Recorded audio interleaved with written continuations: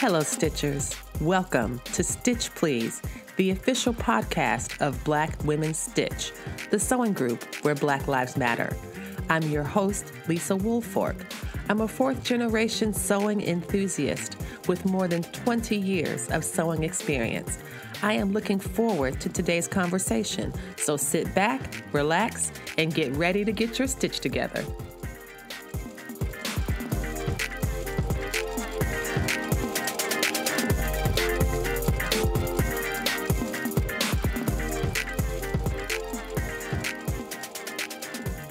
Hello, everyone, and welcome to the Stitch Please podcast. I'm Lisa Woolfork, your host, joining you from Charlottesville, Virginia today. And we are talking today about buttons. That's right, button up, Buttercup. We are talking about buttons, types of buttons, marking buttonholes, making your buttonholes, and all of the fun things in between. So to begin, I wanted to organize this episode by talking about the types of buttons. Many of us are familiar with buttons. Buttons are actually one of the first closures garments had. It's easy to forget with all the varieties of choices that we have right now that buttons are something that was a new technology. Before, people would use eyelets to string through garments to tie them up. So the button is a cool intervention as resource or, as I said before, a technology for apparel. Now we can take that for granted because we have so many types of buttons that we can use. And so I'm going to talk a bit about that. Then we'll shift to talking about how one is going to choose a button for a project, how to mark the buttons in the right place after you've made the buttonholes. So this is just going to be a really fun episode talking about buttons. And Patreon supporters get a special bonus video that goes with this episode. In it, I demonstrate my technique for making sure that my buttons are located exactly where I want them. So if you are a Patreon subscriber, that video has already been emailed to you. So go check it out now or after the episode. And thank you so much for your support. To begin, many of us have the mason jar full of buttons that we inherited from someone. I have one from my grandmother. I also got one as a bonus gift when I was at a sewing event. Someone passed out little tiny jars full of buttons, which I think might have come from her grandmother's stash of buttons. But we tend to collect these things, and they do have a variety of functions. Of course, the main one is to put on a garment and to close it up.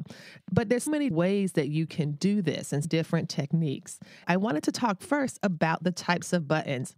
We have the flat button that we're most familiar with, the kind that has two eyes in the button that let you sew through them so that you can attach the button to the garment.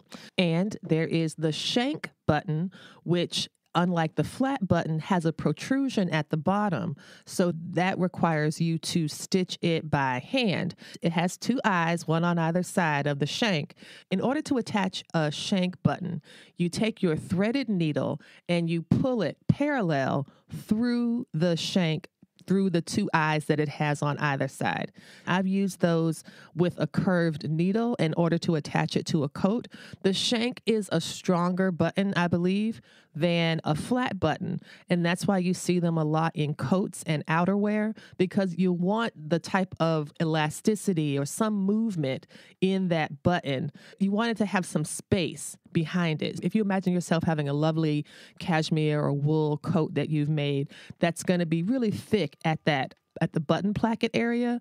And so you want to be able to open that buttonhole up, stretch it around the button, and then the buttonhole rests on the shank that is built into the button.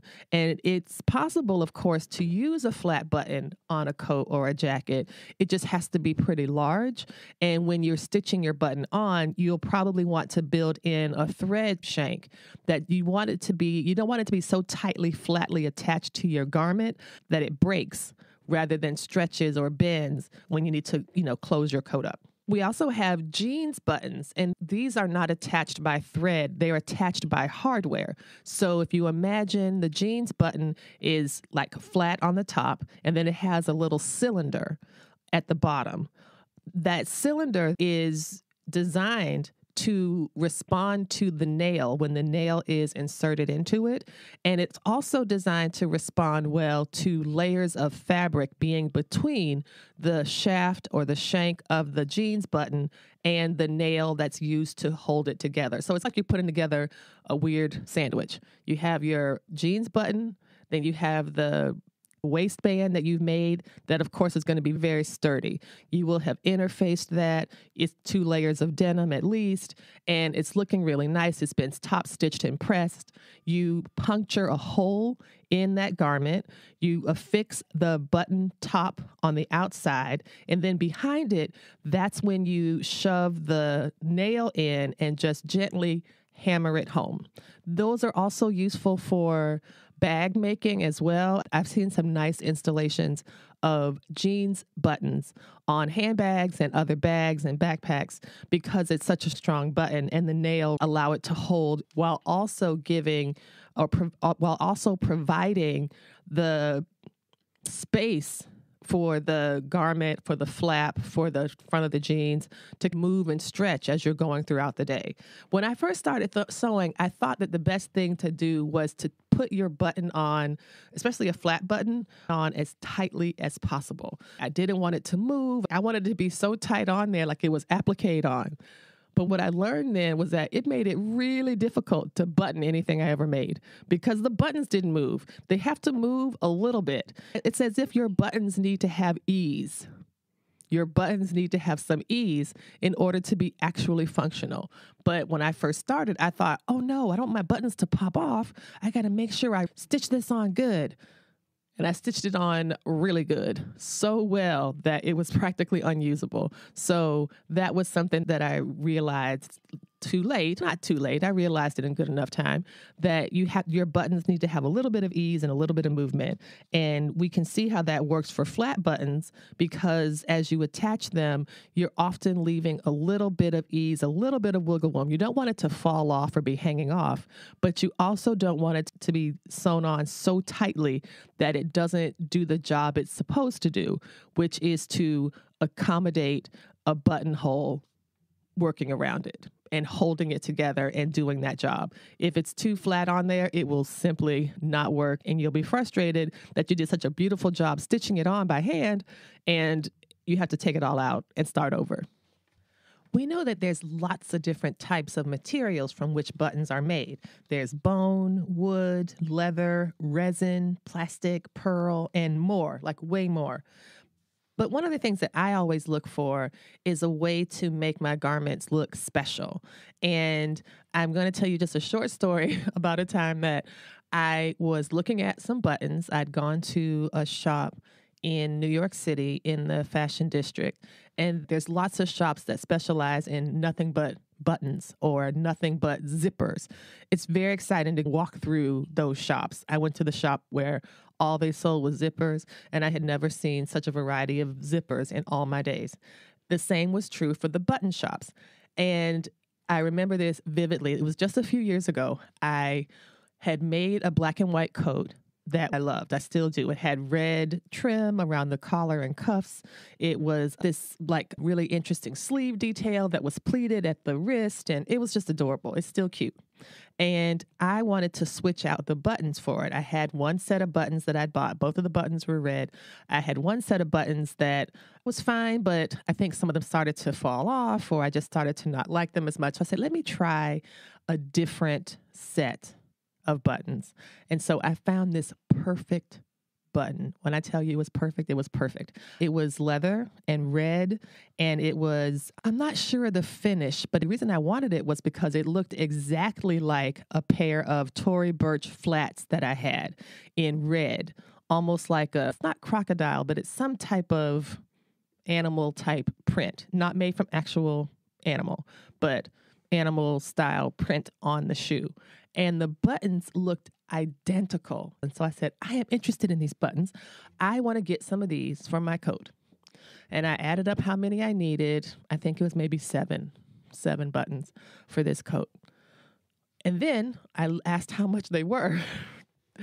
And these buttons, y'all, were like $7 each. And I needed 7.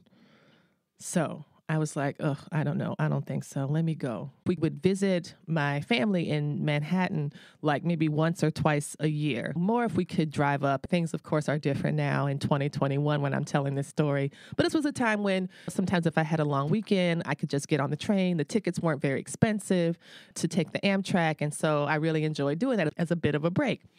And so 1 year passes. And I say, I wonder if those buttons are still in that shop. Sure enough, there they were. And I said, oh, okay, I'm just going to continue to think about it.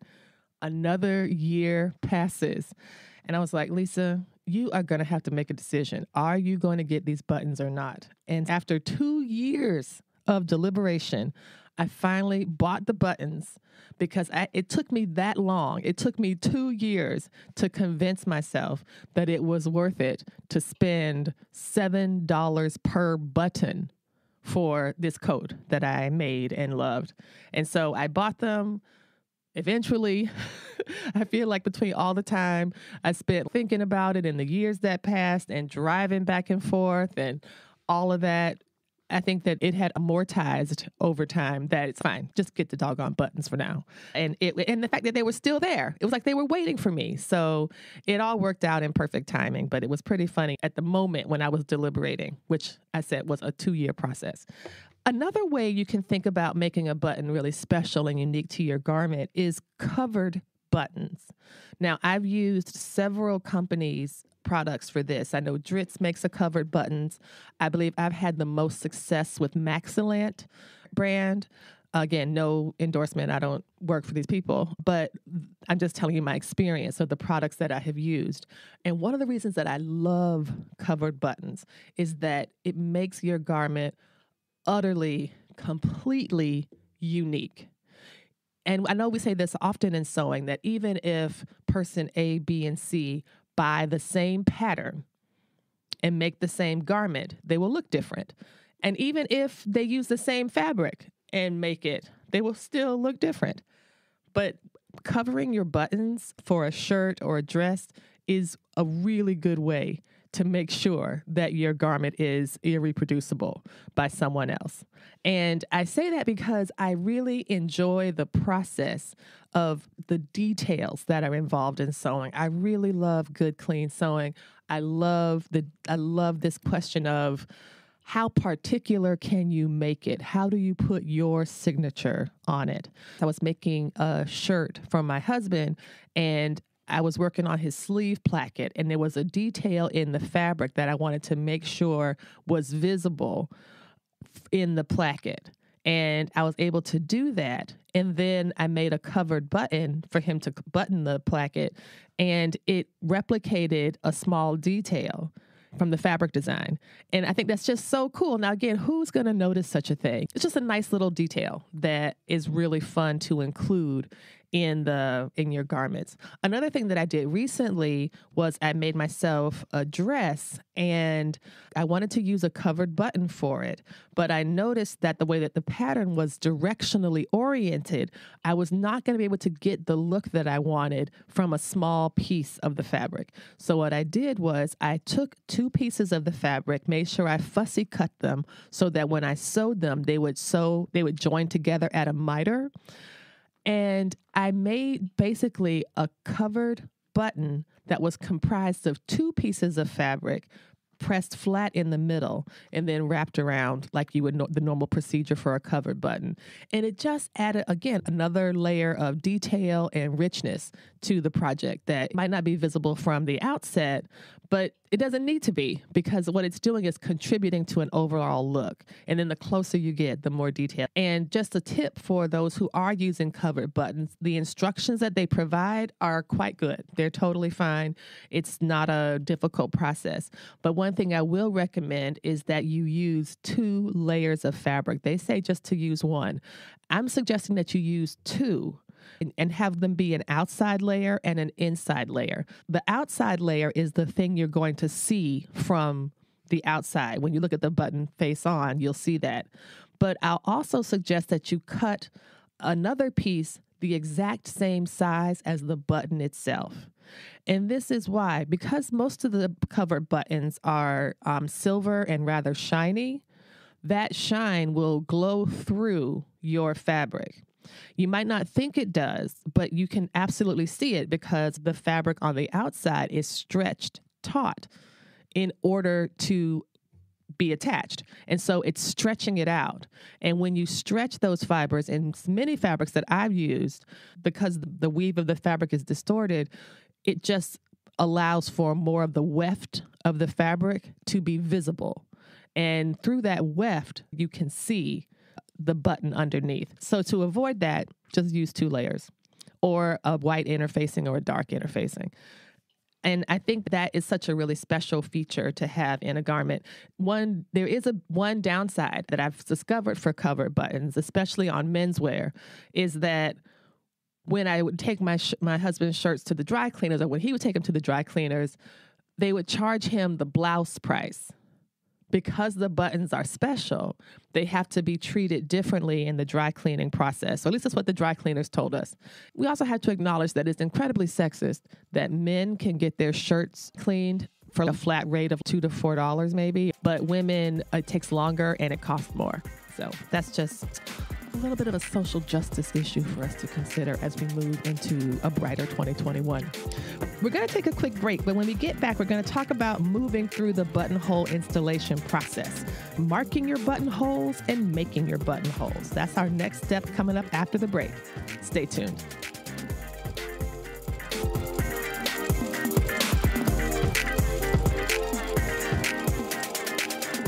The Stitch Please podcast is really growing. I want to thank you for listening to the podcast and ask a favor. If you are listening to this podcast on a medium that allows you to rate it or review it, for example, Apple Podcasts or iTunes, please do so. If you're enjoying the podcast, if you could drop me a 5-star rating, if you have something to say about the podcast, and you wanted to include that, a couple sentences in the review box of Apple makes a really big difference in how the podcast is evaluated by Apple, how it becomes more visible. It really is a way to lean into the algorithm that helps to rank podcasts. So if you had time to do that, to drop a little line in the review feature of the podcast, that would be really appreciated, and it would help us to grow even further and faster.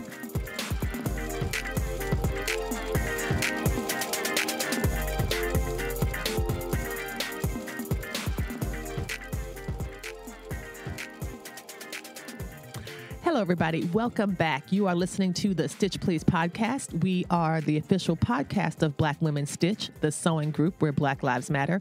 And the Stitch Please podcast centers Black women, girls, and femmes in sewing. So we are going to pivot now to talk about marking buttonholes and making buttonholes. And we're going to talk through the entire process that also happens on a few other machines in a different way. So we'll do our best to talk about what we're talking about. And then we also have a wonderful guest speaking with us today about how to, a special way to talk about a special way of. I'm joined later today by Quinora Renee of Quinora Renee Fabrics, and she is going to tell us how to install a buttonhole on any machine. Please stay tuned for that part. Let's turn now to have a conversation. Let's turn to the point in our conversation where we discuss marking buttonholes. How do you get the buttonholes on your garment? How do you know where it's supposed to go on the bag that you are making? And so there's several ways to do that. One, you can use the pattern. The pattern is always an option. If you want, one of the things that you'll want to do as you are using a pattern of any sort is you want to transfer any markings that the pattern has. So it'll tell you where to place the pockets, for example. It tells you this is where your collar should be installed. It tells you this is where you're supposed to stop stitching and backstitch and then proceed 4 inches and do the same thing, then clip, and then it has all the instructions. It has a map, and it has instructions on where you're supposed to do certain steps. And so that's a totally viable option. Another way, what I'm going to speak about now is how to mark buttons on a shirt or a dress or something that has a column of buttons. If you aren't interested in using the pattern, you could also use a quilting ruler. You take the quilting ruler and you line it up against the fold of your placket, and then you just take a note or make a mark on your fabric where you want that buttonhole to go. The important thing to remember about buttonholes is symmetry. You want symmetry. You want them to be the same distance apart. And you also want to know where your center front is, especially around the bust. So I mention this because if, for example, you have your button in the wrong place, you can sometimes get a gap. Right. If it's not even, if it's not symmetrical, if it's pulled over too far one way or too far another way, you get, when you put it on, it will gap. Now, the gapping can also be an issue of the shirt being a little too tight or a little too small, but it could also be about where it is placed. So, of course, you'll want to pay attention to where you are putting your buttonholes. And a ruler helps with that because, of course, the marks on a ruler are evenly spaced out. And that's something that the pattern company sometimes includes when you're doing a dress or a shirt or something that has, again, a column of buttons, something that has between 5 and 10 buttons. You want to make sure that they're all evenly spaced because it's pretty easy to tell when they are not evenly spaced. The favorite way that I use to mark my buttonholes and where I know I want them to go is using the Simflex expanding sewing gauge. This thing is amazing. It is a very simple tool that it opens and closes like an accordion with X's. There's a photo of it in the cover art. You can see my Simflex expanding seam gauge. And I will put links to all of the resources that I'm going to mention in the show notes. So if you wanted to secure one for yourself, there'll be a link at the end of the episode in order to find it. I'll probably use the products from Amazon because the Stitch Please podcast gets like a penny from every dollar that people use to buy products from the Black Women Stitch / Stitch Please podcast list. For those of you all who don't mess with Amazon at all, I respect that. You could take the same name of the item and just put it in Google and see if you can find it somewhere else. The Simflex ruler or the Simflex expanding sewing gauge is a tool that generates symmetrical distances. The Simflex, when you lay it down and you expand the gauge, you can determine how many buttons you want to use and how much distance you want between them. And you can do that very easily, just eyeballing it. You expand the gauge and they have these little fingers with grooves in them that you can then take your marker and put a dot exactly where you want the buttonhole to start. You'll want to keep in mind a few things as you do this. One, you'll want to decide if you want the dot to be the beginning of your buttonhole or the end of your buttonhole. Some sewing machines sew the buttonholes starting away from you. Other machines sew the buttonhole so that the direction of the sewing is toward you. So you want to think about the direction of your buttonhole when you're putting your mark down. Another thing you want to make sure you can do is when you put a mark down, you want to be able to see it. But then when you're finished, you want to be able to unsee it. So I want to recommend, of course, I like the Frixion markers. I love Frixion tools. I have many types of Frixion. I have the highlighters. I have the fine lighters. I have the felt tip markers. I have the retractable ballpoints. I have all the different types that I could find. And actually, I did an episode this on the podcast. That's episode 19, and it's part of the series on marking tools. And I did a marking tool series early in the podcast that talked about using chalk and using wax and using Frixion and using all these different types of marking tools. And Frixion, I believe, in my opinion, has been the best one for putting something on and taking something off. Again, be sure to test it before you use it on your actual garment. Test it to make sure you're not going to get any ghosting. Test it to make sure it really comes off as you hope. These are the things you absolutely want to be able to do before you put it on your garment. But I have had very good success using this method to determine where my buttonholes are going to go. Chalk is also a possibility because you want this mark to be visible through your buttonhole foot.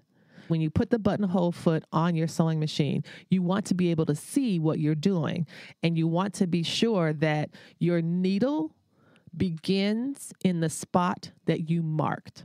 I'm going to say that again because it's important. When you start sewing your buttonhole and you turn the hand wheel of the machine towards you to lower the needle, you want to make sure that needle is in the exact position where you have put your dot. That's going to determine the symmetry of your buttonholes. It's also going to determine how evenly they are placed from the folded edge of your garment. So pay attention to that, because otherwise they just look a little wonky, and that's frustrating. And one thing we want to all avoid is the complete and utter frustration of having to unsew a buttonhole. Unsewing a buttonhole and picking it out is so time consuming and, for me, very frustrating. One of the good things about unsewing a buttonhole is that you learn, at least I learned, to hate it so much that I never wanted to do it again in life, and that encouraged me to be more precise when I was beginning. You also learn that buttonholes are actually nice, tidy, elaborate works of embroidery. Because when you start to look at a buttonhole from the part of the deconstructive part, when you're taking it apart, you realize that there are foundational stitches that they put down first.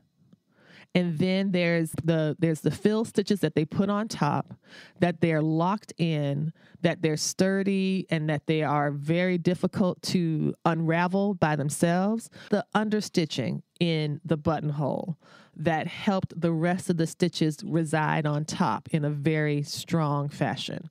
So that's the thing that I learned when I was unsewing my buttonholes. I am generously passing this lesson on to you so that you do not have to unsew a buttonhole just to find out that there's some really difficult understitching underneath it. Another thing about unsewing a buttonhole is that even once you've taken it apart, depending on the fabric that you are using, you're still going to have a mess. I have done this on more than one occasion. That, of course, it's something that I love or it's really special or whatever. And because the fabric is so great or it's so unique, when you go to unsew the buttonholes, the holes are still there. Now, this is not that much of a problem for a solid cotton fabric or something that's a bit more sturdy. You can usually press it or steam it out in such a way that the holes close. And if you're going to put a buttonhole near it, you won't see it as much.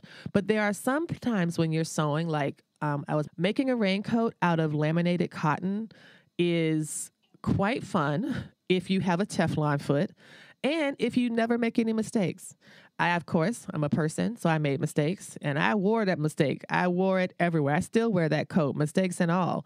But when you put holes in it, the holes stay there. Leather is the same. You put a hole in it, it stays there. If you're making leather jeans, if you're making leather pants, if you're making a leather top or something where you have to put a buttonhole in it, you'll want to be extra careful to make sure that you get it right the first time, because the correction for that error is pretty elaborate. I think I ended up changing the whole way the front of the jacket looked because I had to put other fabric to cover it and make it an accent piece. So, of course, in sewing, we say there are no mistakes, only design opportunities.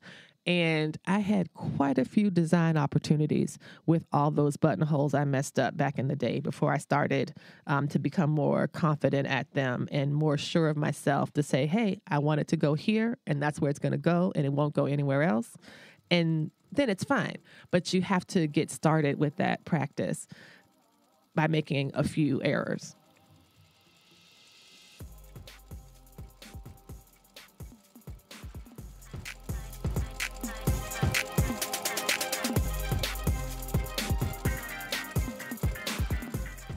Before we turn to actually making our buttonholes by machine, I'm grateful for Quinora Renee from Quinora Renee Fabrics coming to speak with us about how you can make a buttonhole using any sewing machine.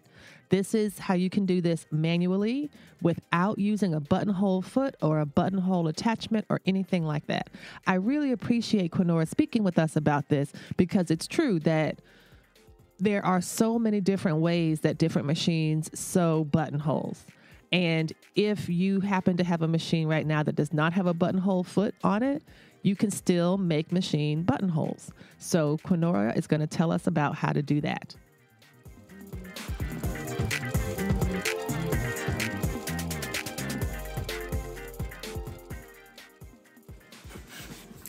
Here is how I do a manual buttonhole. I started doing it on my brother, and I haven't done it on my new machine, but on my brother, this is how it would go. You would make your buttonhole markings same as usual, starting point, ending point with your center line. I would change to a clear foot so that way I could see what was going on underneath the foot. So the first thing I'm going to do is change my zigzag stitch. Change to a zigzag stitch. I would put my width to about 2, maybe 2.5, depending on the top I was making or what I was making. And then I would lower my width down to 0.5. That was as low as my machine would go. But you want to make it greater than 0, but as low as you can go. That's no more than 1. Then I would move my needle to the left of the center line, and I put my needle down at the top horizontal line, that starting top line. Go ahead and stitch all the way down to the bottom horizontal line. So what you're stitching is the left side of your buttonhole, and it should be a zigzag stitch slowly going towards the bottom horizontal line. Once you get to the bottom horizontal line, you're going to change your width to 4, 5, something around that range, but you're going to put your length at 0, so your fabric should not be moving. I would also change, depending on the machine, to a lightning stitch. I just wanted that security that comes with the lightning stitch, so I would actually change it to a lightning zigzag stitch with the width of about 4 or 5 and my length at 0. I would do about 3, maybe 4 stitches, but the important thing is to stop on the right side of the center line. Once you stop on the right side, flip your fabric around, so then now you're going to come up the right side of the buttonhole. Depending on how wide I made the bottom horizontal line, sometimes I would have to move my fabric a little bit. It just depends on how big the button is, that whole sort of thing. But when you change your fabric around, come back up towards the starting horizontal line. Make sure you change your settings back to the width of 2, 2.5, whatever you had, and my length was 0.5. And then I would sew back to the starting line. Once I got to the starting line, I would do the same thing that I did at the bottom. I would change my width to about a 4 or 5 with my length at 0. With a lightning stitch, that's what I did for me, the triple zigzag stitch. And I would do the top part of my buttonhole. And then once I did that for about 3 or 4 stitches, I would then lower my width. So instead of it being around that 4 to 5, I would lower it to maybe 2-ish. And I would do that about 3 times to secure as like a fake back stitch to secure my buttonhole stitches. I hope that helps. Thanks so much, Quinora. That was Quinora Irvin of Quinora Renee Fabrics telling us how she would make buttonholes without an automated buttonhole feature. This is the way you can do it manually using the directions of your sewing machine, going front and back. We're going to turn now to looking at how to make the machine buttonholes and what options are available and why they might be useful for different reasons. So some of the top buttonholes that I use are the keyhole buttonhole. I also use the rectangular one, which is sometimes called a standard or a no bar tack buttonhole. And there's also another favorite buttonhole of mine is the bound buttonhole. Bound buttonholes are so wonderful. They're like little teeny tiny welt pockets for buttons. How cute is that? Don't you want your button to have a little teeny tiny welt pocket? I can't tell you how to make that with this process or with this on this podcast episode, because this one is about the automated buttonhole function of your machine. And this is the one where if you have this feature on your machine, you also have a variety of choices or options for your buttonholes.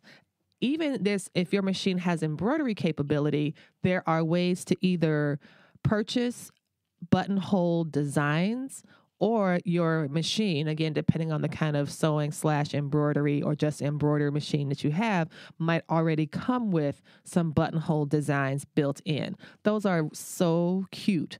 And it's the same principle as a regular buttonhole. You want to make sure you have enough distance and that your spacing is correct before you start stitching. So when you sit down to the machine, or I'm going to tell you what I do. When I sit down at the machine, these are the things I ask myself. I ask myself, what size buttonhole do I need? What size? That's always the first step. I always want to make sure that I'm making it the right size. Now, I know that there's a variety of ways to do this based on the machine that you have, but you get some really good information on the card. The card that the button comes on, if you bought a button that is on the cards like they sell at the fabric stores, when you flip it over, it'll give you some important information. It'll tell you if it's washable or not. I love washable buttons because I love throwing things into my washing machine instead of paying for dry cleaning. So it'll tell you if it's washable. It'll tell you what the materials are, and it'll tell you the size. So you don't have to measure your buttons if you've bought them with a card attached, because they're organized by size. And so the size is written there, so you don't have to deduce it. Now, if you have bought, I'm trying to say bought and buttons, and I got botten. I don't know. I might use that for something. I might keep this in. I think it's funny. Anyway, so if you've bought some buttons that do not have a card attached, say you have inherited your grandmother's button mason jar or whatever, you need to determine the size of those buttons. And there's lots of ways to do that. You can just use a seam gauge or a sliding gauge and just use that to tell the size. That's one way to do it. Another way is if you have a quilting ruler that has really small measurement sizes on it, you can just lay your button on top of that ruler and look at the eighth markings, because buttons tend to be measured in eighths. Though also they can be measured in quarters as well, because quarters are just eighths doubled over. Anywho, you can find the button size that way. If you have a machine that's a little on the higher end, or maybe even not higher end, I don't know, you can use your machine to tell you the button size. So I have a friend who has a Bernina, and you can pick up the button and press it to the front of the machine, and the machine will scan the button or measure the button to see what size it needs to make the buttonhole. So that's pretty cool. For my machine, the buttonhole foot itself has a gauge. You put the button in the buttonhole foot, and then it measures that based on how wide or how narrow the button is held in the foot, and it'll sew a buttonhole that appropriate size because it's measuring it, because the buttonhole foot itself is also a ruler. That's how I measure buttonholes. But again, you can use a ruler or just read the back of the package and it'll tell you what size, because the buttonhole function on the machine needs to know how big your buttonhole can be. The second thing I always do, even now after over 25 years of sewing, I always practice buttonholes. I always practice them. Now, sometimes I practice them and they come out great in practice, and then they mess up when it's time to do it for real. But honestly, that's true of all the sewing I've ever done. If I was like, oh, I want to make sure I get this stitch just right, I'm going to use the fresh needle, I'll practice and it'll be perfect, and then I'll do it again and it messes up. So that's just the whims of the sewing fates. That's no reason to not practice. There's every reason to practice buttonholes. I practice at least once before I do it on my actual garment. And I practice because the practice stitch gives me important information. First, it tells me if, once I've sewn it, if it will actually fit. So I always do a practice, open it up, and slide the button off and on. And again, because the buttons come on a card, they're attached pretty firmly to the card. That is so that you can actually put your buttonhole around the button to see how well it fits, if it's too narrow, if it's too tight, if you like how the fabric looks actually on the garment. So that's one of the reasons I believe that the buttons come attached on a card in such a way that you could actually use them as practice to see how well you're going to like it. Another thing that a practice buttonhole gives you is it lets you know if you need stabilizer or not. If you're working with fabric that might be a little delicate, you will want some kind of stabilization. And this goes back to what I was saying before about buttonholes being like little tiny embroidery designs.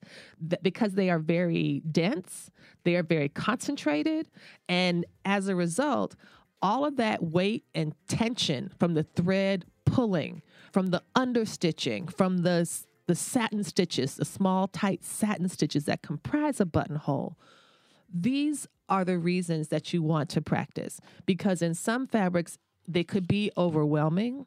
And because the buttonhole is overwhelmed, which sounds like it's a harried mother, but because the buttonhole is overwhelmed, it's not going to be able to do what you need it to do.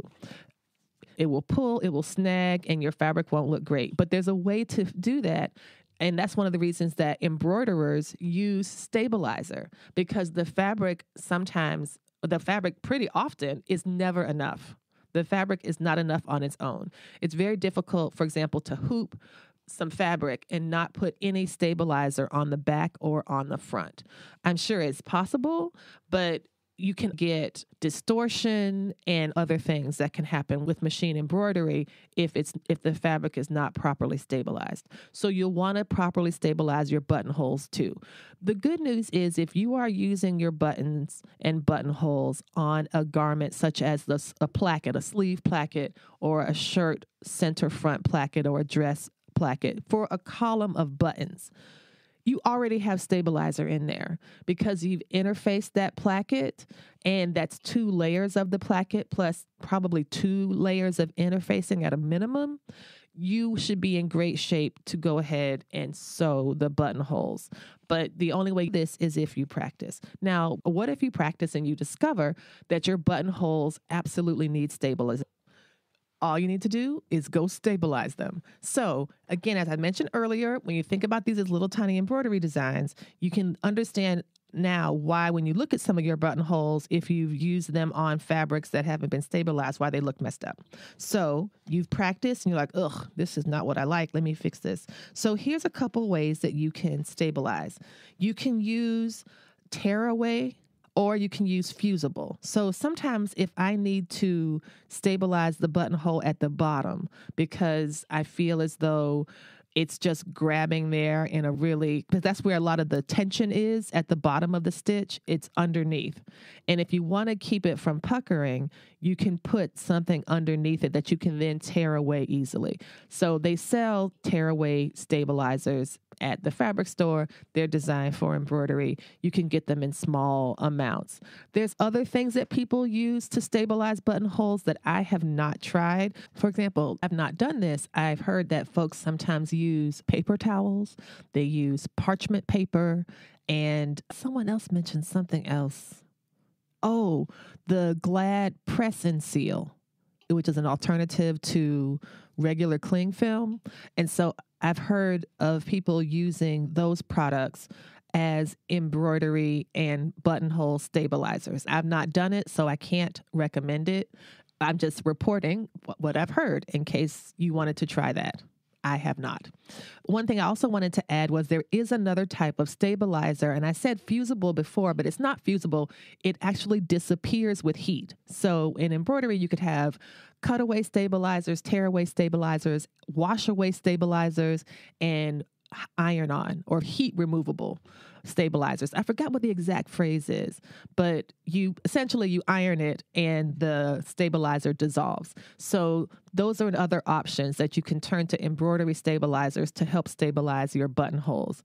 If you aren't too concerned about how it's going to look on the back, you can also use other pieces of fabric. You can take pieces of interfacing and cover it that way. But I'm offering suggestions that, like the stabilizers that I know remove by tearing, by ironing, and by water, as an alternative so that you could have the back of your stitches look just as good as the front. Okay, so you have decided whether or not you need stabilizer. Either you've put a stabilizer underneath or you've put it on top, depending on the issues you're trying to compensate for in your test stitch. And now you are ready to sew. The first thing I do is to ensure that when I'm putting the buttonholes on, not only are they evenly spaced according to the marks that I've made, but also that they are evenly parallel to the folded placket of the buttonhole placket. When you put your presser foot down, there is a margin between where the presser foot ends on the right and where the fabric continues toward the right. Some of the problems that I've had in the past is that I might have my buttonholes in the proper place in my markings, but I will lower the presser foot too far to the right of the mark that I made or too far to the left.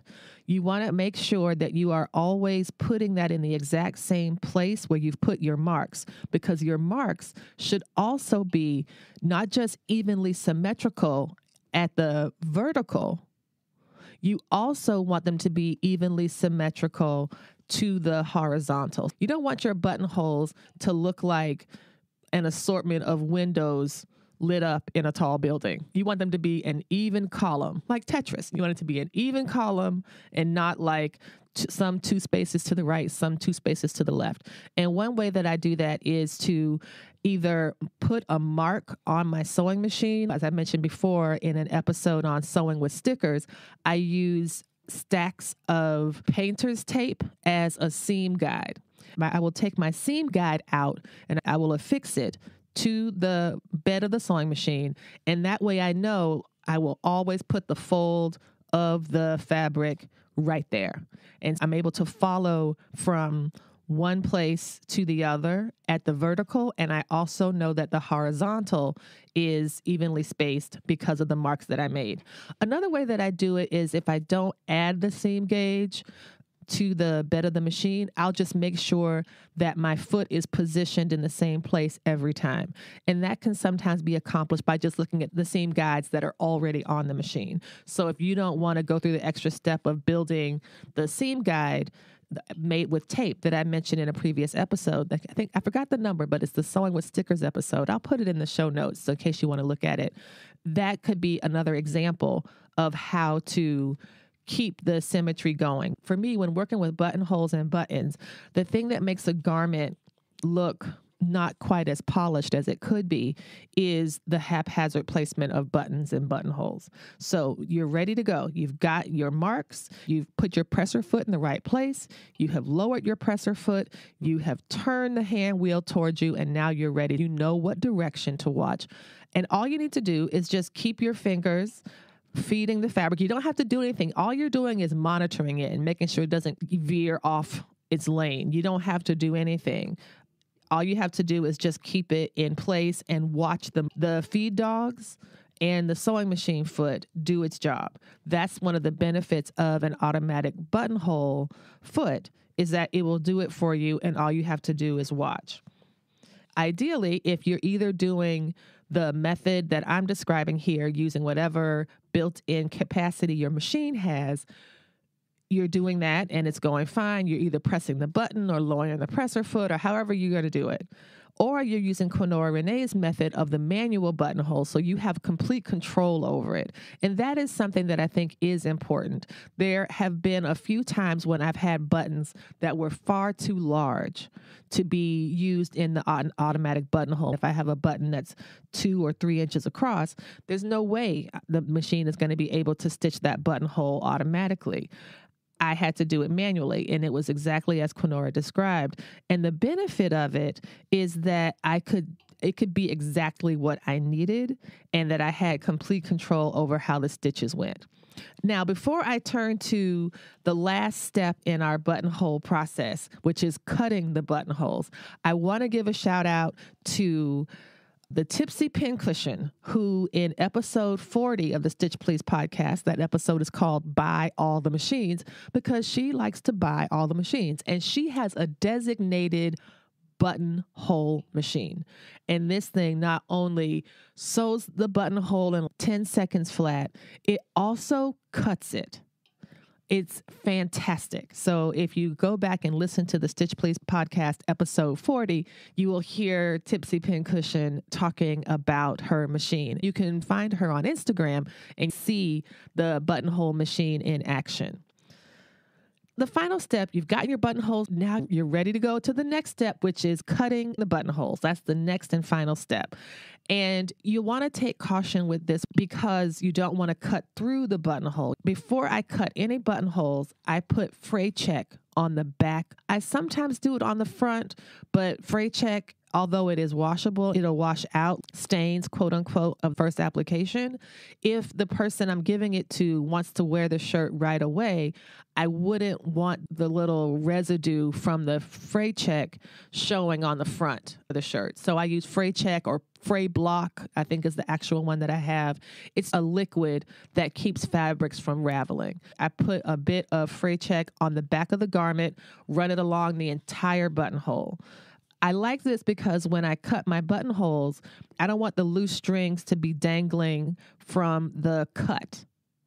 If you put fray check down, it keeps it from fraying. The buttonholes are not going to fall apart, but there are times, depending on how wide the vertical lines of your buttonhole are, there is a lot of fabric remaining in that allowance that can unravel. And so that's why I always use fray check or fray block or whatever your favorite brand of that product. Next thing I want to talk about is cutting the buttonhole. So we got the fray check on, you're ready to cut. There are several ways to do this.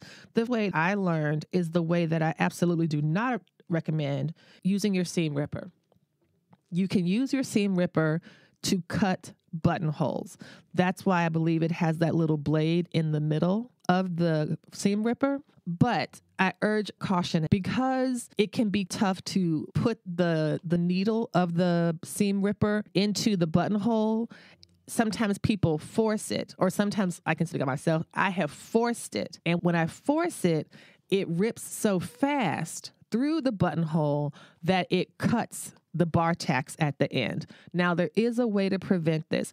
If you take two sewing pins, P-I-Ns, two sewing pins, and you place them just before the bar tack at the end of the buttonhole. So you can imagine your buttonhole and it looks like the capital letter I, because although it's a straight thing going up and down, the two horizontal placements of the pin are at the top and the bottom. The reason you do this is so that when you do push really hard to push the seam ripper through the fabrics of the sewn buttonhole, that pin will stop it from overcutting. So if you do use the seam ripper, and lots of people do, be sure to use pins to keep you from accidentally overcutting it. The second thing is the thing that I use the most, and it's a buttonhole knife. And these come in different lengths. I have a couple of them. And essentially, you just push down in one single motion, and the sharp razor blade of the buttonhole knife will press really hard and cut right through it. And I like that because it leaves a very tidy and neat set of cuts. I have a teeny tiny mat just for the buttonhole cutter, and I very carefully lay down my garment on top of the tiny cutting mat, position the knife right in the middle of the buttonhole, and then just press down very quick. I'm always careful with it because it does feel like, oh my gosh, if this thing slips, I'm going to stab myself in the leg, and that would be terrible. So it is quite dangerous. It can be. But if you're careful and touch wood, I'm trying to find some wood to touch, I have been careful. That's my favorite method of cutting buttonholes. There's one other method that's rather unusual, buttonhole scissors. There are scissors that you can use to cut your buttonholes. I bought a set of those scissors at an expo. And the way you use it is it has a screw at the side that controls how far open the scissors open and how far the scissors shut. You can choose to cut certain very short lengths of fabric with these little scissors. So if your buttonhole is 1/2 inch or 3/4 of an inch, you can set the buttonhole knife to that setting, and it will make a cut that size. That's another tool that I like because it's that same really sharp incision. And especially if you have used fray check on the back, that sharp incision will stay sharp and the threads on the inside will not chafe or unravel. I want to give you a list of the products that I use when I'm making my buttonholes. I use a buttonhole knife, even though there are buttonhole scissors. I use a Simflex expanding seam gauge. I use Frixion pens and markers, and I use fray check.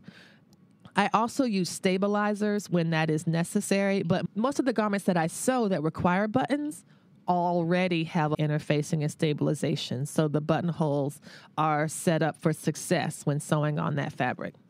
Now, Patreon supporters get a special bonus treat with this episode, and that is learning the method that I use for making sure my buttons are in the exact right place always. So you've made your buttonholes, you've got your buttons already picked out. Now you need to know how to put them on. I want to share this tip. You can put your buttons on by machine. You can sew your buttons to your garments. If they are the flat buttons with the 2 eyes or 4 eyes, you can sew those on by machine. My machine has a foot. It's called the letter M foot, though I guess it could be any letter. But this foot is for the express purpose of sewing on buttons. You put your garment down, you put the button on top of the garment, you lower your foot, you crank your hand wheel so that you can make sure that your zigzag stitch is clearing both the left eye and the right eye back and forth easily without anything breaking. And then you just sew your button on. And then if your machine automatically knots off, then it'll knot it off. But if it doesn't, you can just reduce your stitch length to 0 and it'll make a knot.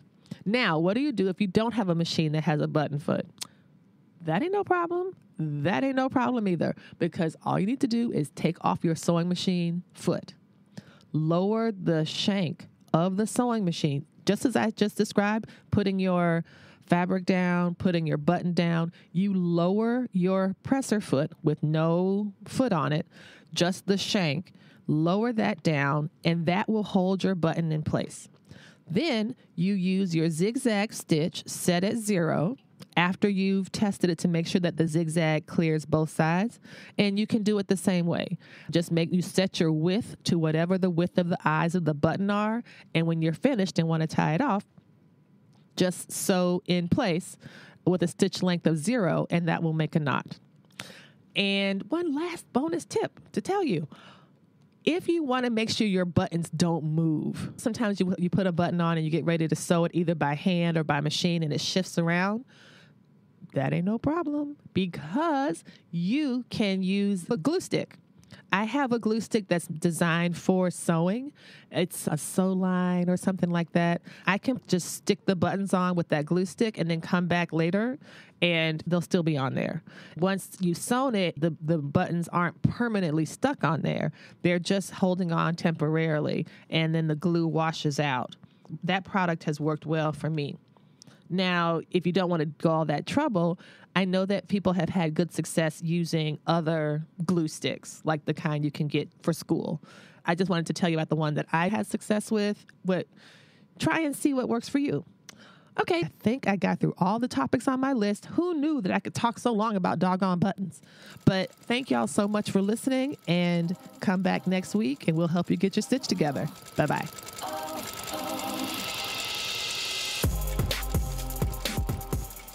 You've been listening to the Stitch Please podcast, the official podcast of Black Women Stitch, the sewing group where Black Lives Matter. We appreciate you supporting us by listening to the podcast. If you'd like to reach out to us with questions, you can contact us at blackwomenstitch@gmail.com. If you'd like to support us financially, you can do that by supporting us on Patreon, Patreon. And you can find Black Women Stitch there in the Patreon directory. And for as little as $2 a month, you can help support the project with things like editing, transcripts, and other things to strengthen the podcast. And finally, if financial support is not something you can do right now, you can really help the podcast by rating it and reviewing it anywhere you listen to podcasts that allows you to review them. So I know that not all podcast directories or services allow for reviews, but for those who do, for those that have a star rating or just ask for a few comments, if you could share those comments and say nice things about us at the Stitch Please podcast, that is incredibly helpful. Thank you so much. Come back next week and we'll help you get your stitch together.